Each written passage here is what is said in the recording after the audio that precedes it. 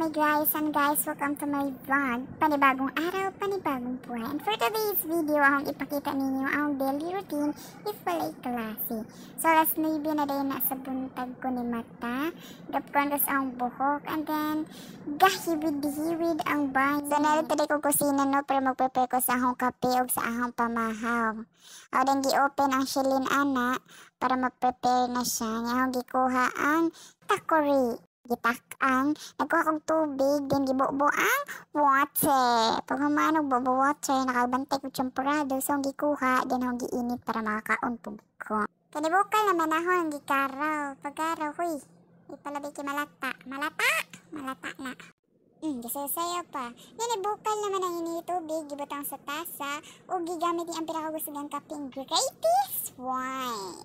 And then for today's video, ang ipakita rin ninyo kung unsa kumuluto o simple nga adobo.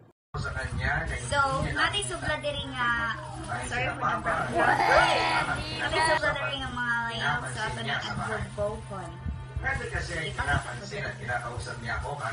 So, kabalo na mga nung voice over ko. Gikuha na ang liog sa manok, giduol pa sa kamera. Gihugasan.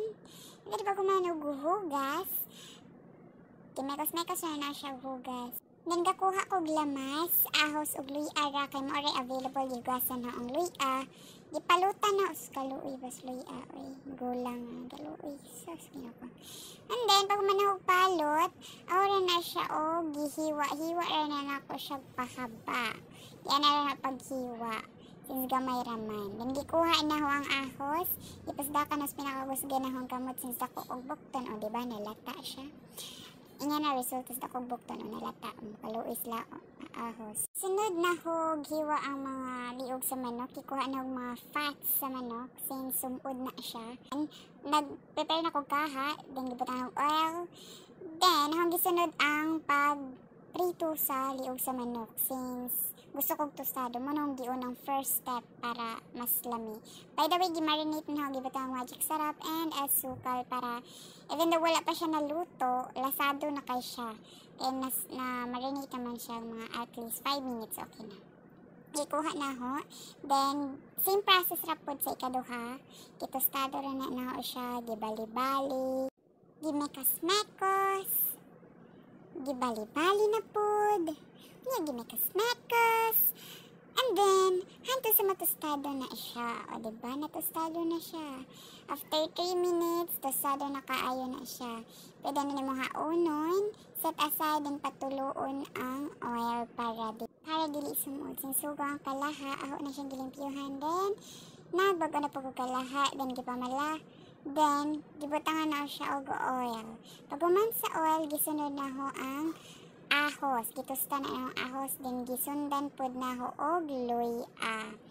Pagman sa luya, gibutang na ho itong giprito nga liog sa manok. Gimekos na gibutangan og magic syrup. Then human gimekos-mekos na pod. Gibutangan ho siya asukal para balance ang lasa. Then gimekos, gibutangan na ho katampan ng tubig. Then patis, gimekos-mekos, then syempre suka. Human dahon ng laurel. Takluban na at least 5 minutes. Then a few moments later. Mas siya dagdagang oil para mas lami. Then ako na siyang gihaon sa kaha. And then ako nang gibutang sa plato. Oh my God! Wow! Mara na siya akong adobo guys. Thanks for watching!